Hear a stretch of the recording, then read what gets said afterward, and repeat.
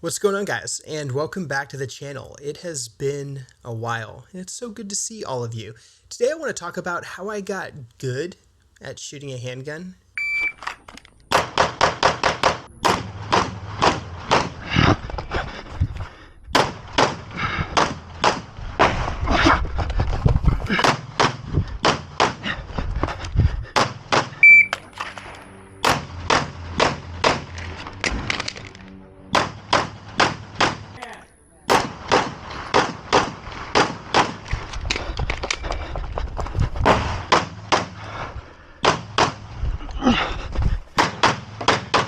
The plot twist here is, of course, that I'm not yet good and I've got a long way to go, but I have, however, improved significantly in a relatively short amount of time.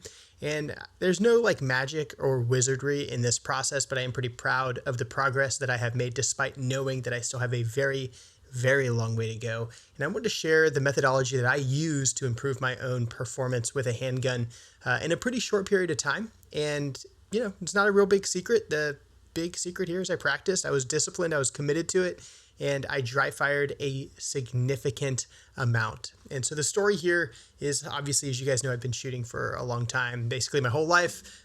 Shot as a private citizen, grew up hunting, grew up in the country shooting quite a bit, spent a lot of time in the military and did quite a bit of shooting in the military. Have shot on my own for fun for a long time, but haven't really taken it to the next levels insofar as like competition and particularly like action pistol and performance shooting is concerned. And over the last, 5 or 6 months or so, I've started to take it a little bit more seriously, get out to a USPSA match or two, and really put myself to the test. And that's where I kind of found the breakthrough. And that's really where I became more disciplined in my dry fire and my performance. I'm going to share with you guys some of the tools that I've used to improve in a relatively short amount of time. For full disclosure, and so that we're all starting on the same page, my training gun and my competition gun, pretty simple. It's a Shadow Systems DR920. It's a Glock 17 clone, essentially, with a light and an SRO. The trigger is stock, but I put a tactical trigger kit in it, which reduces the break weight just a little bit and makes it much more crisp and gets rid of some of the squishiness that it comes with the stock Shadow Systems pistol. So insofar as dry fire is concerned, I started off with just traditional dry fire, empty mag, aiming at light switches and such. And then I kind of graduated to the Mantis system. A lot of folks are familiar with Mantis. They make the Mantis X, which basically tracks the movement of your muzzle through the trigger break sequence. I did not invest in that particular product because I have some confidence in my trigger break or my trigger press, and I also have confidence in my ability to diagnose when I'm screwing it up. I think for new shooters, the Mantis X probably makes some sense. I think it makes sense for folks who are kind of getting into shooting handguns for the first time or pretty early on. After that, I think it loses some of its value. However, Mantis does make an excellent dry fire system in the form of their Laser Academy app. Their Laser Academy uses some of these lasers that are so common that you can just drop straight into the chamber of your handgun, just drop straight into the barrel, and then every time your striker hits the back of these little laser modules, it shoots out that laser pulse, and it, hits a target off the distance, and that target registers your hit through the camera on your phone. So when you get into the Laser Academy app, they send you out a whole bunch of these targets, each with a little QR code kind of thing in the corner that allows your phone to pick up where the target is and then score hits, misses. It also comes with a timer. This was extremely beneficial, just helping me to develop an index, meaning get the gun out of the holster, bring it to my eye, present it, pull the trigger, and the rounds landing exactly where I expect them to land. And after a time, I noticed that just using the Laser Academy app, I felt very confident my draw. I was working just draw and presentation over and over again quite a bit. And I was getting down close to the, 1 second draw, present, fire mark, which I think is a fair part time for folks who are shooting inside of 10 yards at a predictable, typical IPSC style target and getting reliable A-zone hits. And I was able to get to that level, which is somewhere that I'm, satisfied to be at for now. However, the big challenge with just using, the Mantis Laser Academy and their little laser cartridge is Mantis doesn't yet make, unfortunately, a device as they do for the AR-15 that'll reset your trigger and allow you to fire multiple rounds in sequence. And that is where the dry fire magazine comes in. The Dry Fire magazine, pretty cool little device made by Dry Fire Mag. In this case, it's essentially just like another magazine, goes straight into the handgun. It allows you to pull the trigger over and over again. You get a little trigger reset. They've got various springs that allow you to get the trigger weight right to where it would traditionally be.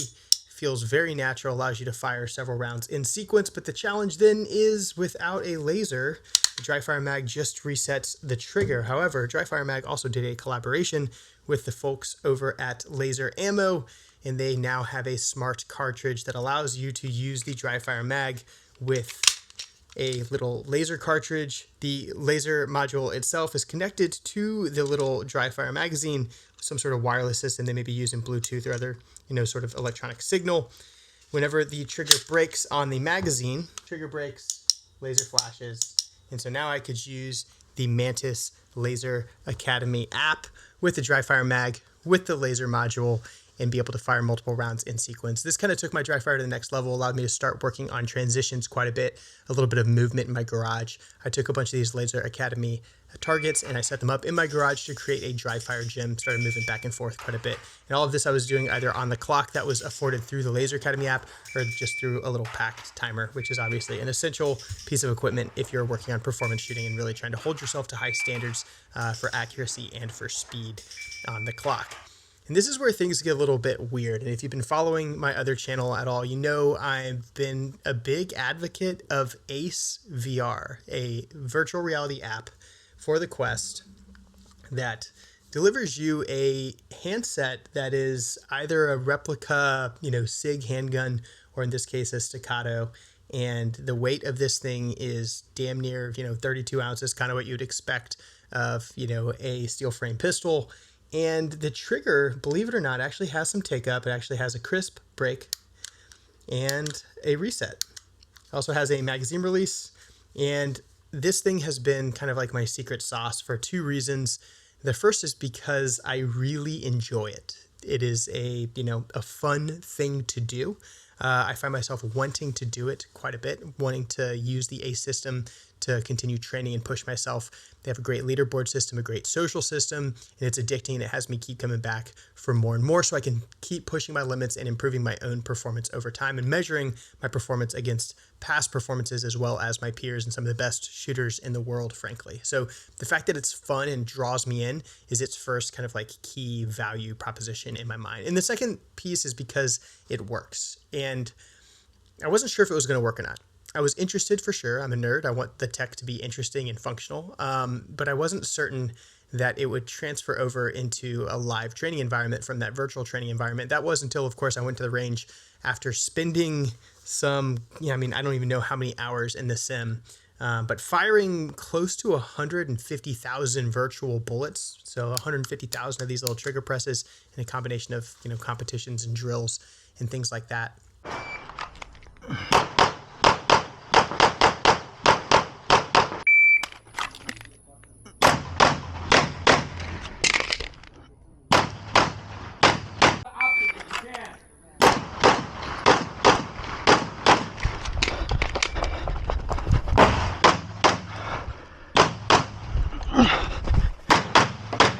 And then going to the range and shooting. And what I found was, unsurprisingly, Ace had my presentation, my red dot sight acquisition, my transition from target to target, and my movement just absolutely dialed in to the point where I can now, have my eyes closed, present a gun, open my eyes, and the dot is sitting right exactly where I expect it to be every single time.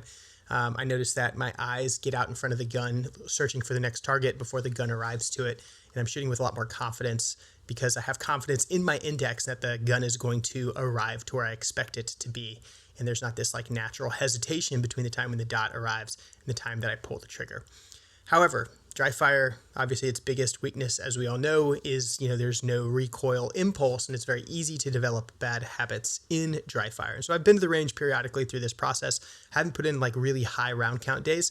And, only recently from the footage you're seeing in this video, it's the first time that I went to the range and put in, 500 rounds probably in an afternoon, pretty heavy session.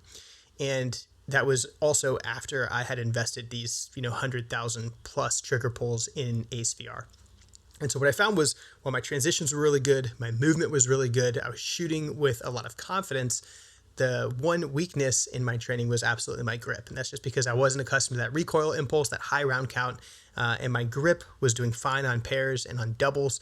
But when I was getting into longer strings of fire, bill drills, 4, 5, 6, 7, 8, 9 rounds, I was noticing my grip deteriorate, and those last rounds in that string of fire were pretty nasty.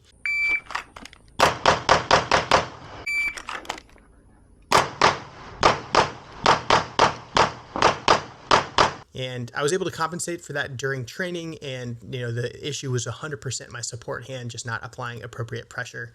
My primary hand was completely fine. It was the support hand that was failing me. And so I adjusted that on the fly. And that gives me something to, go back and continue to work on in my dry fire now that I have an honest assessment of where my ability is at. So I guess the other piece that's worth mentioning is a lot of folks are hesitant to use lasers in their training. So these, laser modules, be it from the Mantis system. This is a blue Rhino or pink Rhino laser that came with the Mantis system. Or it's the, laser ammo with the dry fire mag, whatever combination of laser training aids you're using. Folks are hesitant sometimes to use those laser training aids in their dry fire because, you see it. So you get target feedback, where that round would have hit had it been a live round. But because you see that laser, it also kind of robs you of your ability to call your shot. Meaning, a talented shooter who's very aware of their dot and aware of their index and has high situational awareness throughout an entire drill is going to be able to pick out where that round is going to land each time they pull the trigger. So theoretically, you should be able to shoot, 16, 24 round count USPSA style stage and then call where all your A's and your C's, your D's, and your mics are throughout that stage. And the concern is that if you're using a high vis laser, like in some of these training systems, you're going to rob yourself of the ability to do that. And you could also risk adjusting your point of aim in a pair or a double from that first impact rather than by using your index and your dot to properly place those rounds where they're supposed to go. I think that that's a safe concern to have. Like, it's a fair concern, it's a fair criticism. In my honest self-assessment of my own performance, when I was training live, I did not feel that it affected me in a negative way, although I can certainly see folks struggling with that.